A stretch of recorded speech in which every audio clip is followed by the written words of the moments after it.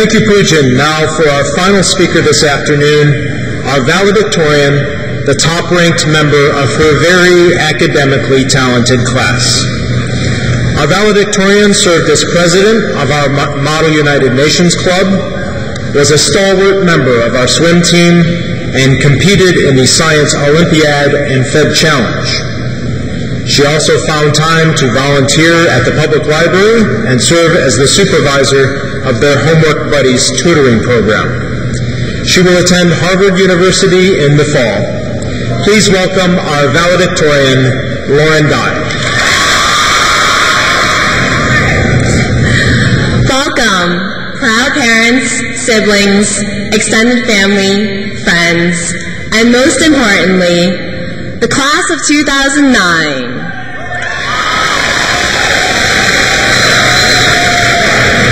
To the final frontier of our high school careers. Most of us, as witnessed by the highly contagious cases of senioritis that have abounded since April, or much earlier for some, have been waiting for this day since we first opened that letter of acceptance to our future homes. We look forward to that sense of accomplishment, that sense of pride in being able to support ourselves with a real job, and that sense of security that even if we don't get a real job, we're still eligible to mooch off our parents. Mostly though, we've looked forward to never having to wake up at 6 in the morning, ever again.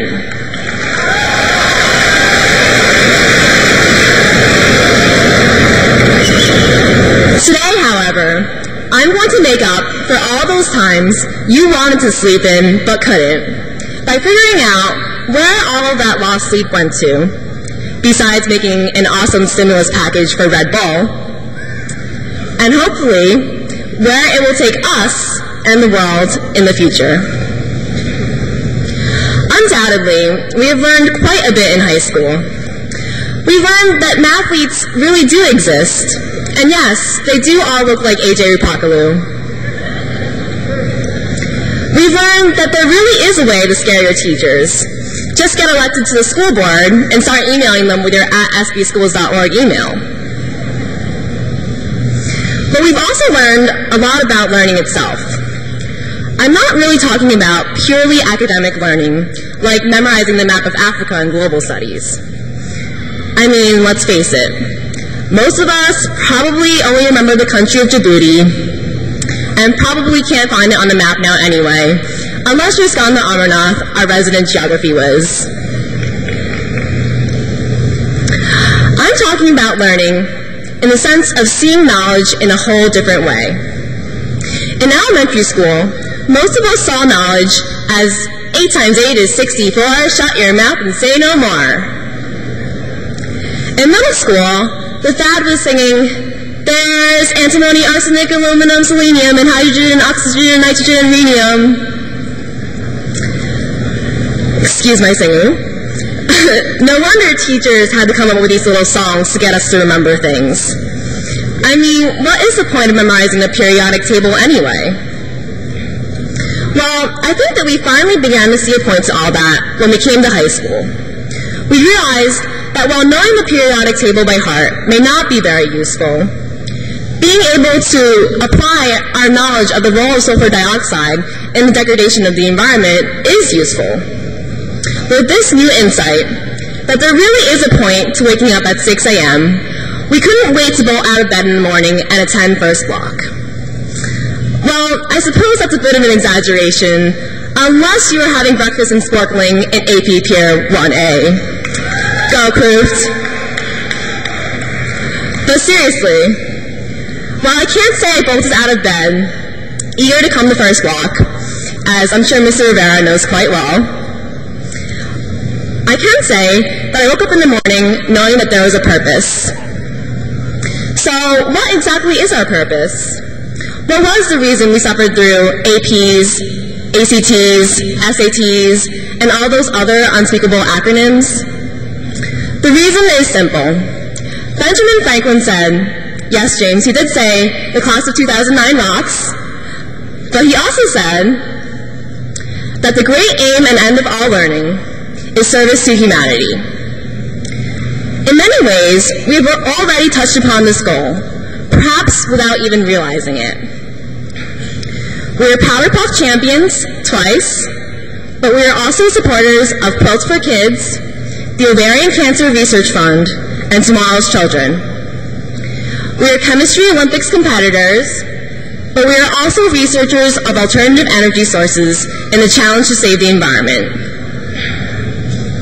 We are hosts of the Spring Remix Dance, but we are also partners in helping victims of the cyclone in Burma, genocide in Sudan, and earthquake in Sichuan. Thus, we are students of South Brunswick High School, but we are also citizens of the world. In each of these cases, we put our knowledge to good use.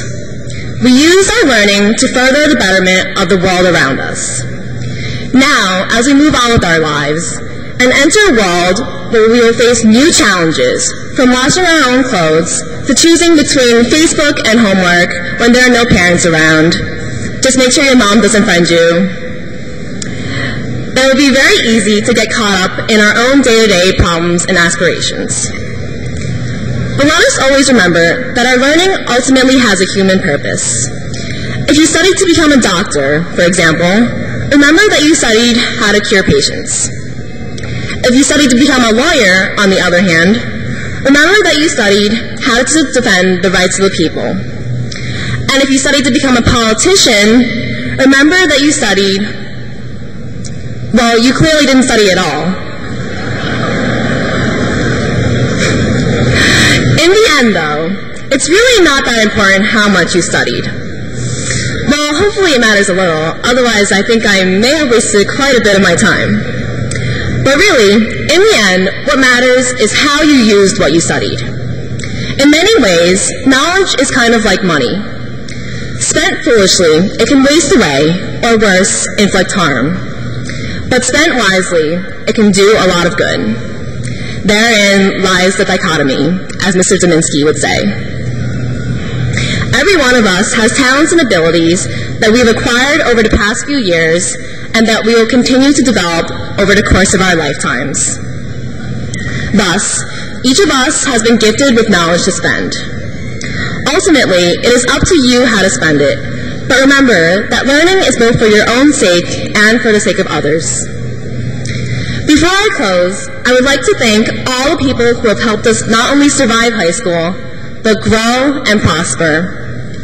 Thank you to all the moms and dads who made us breakfast in the morning so we could get that extra minute of sleep. Thank you to all the friends who listened to us rant. And thank you to all the teachers who managed to open our minds to the outside world, even during the earliest hours of first block and the virtually comatose hours of fourth block. To wrap it up, hopefully it'll be a long time before you ever have to wake up at 6 in the morning again. But if you ever do have to roll out of bed at 6 in the morning to attend class, try to remember this. There really is a point. And that point is to make tomorrow morning a better morning than today's for as many people as possible. Thank you, and it's truly been an honor to be your valedictorian. Congratulations and good luck, South Brunswick High School class of 2009.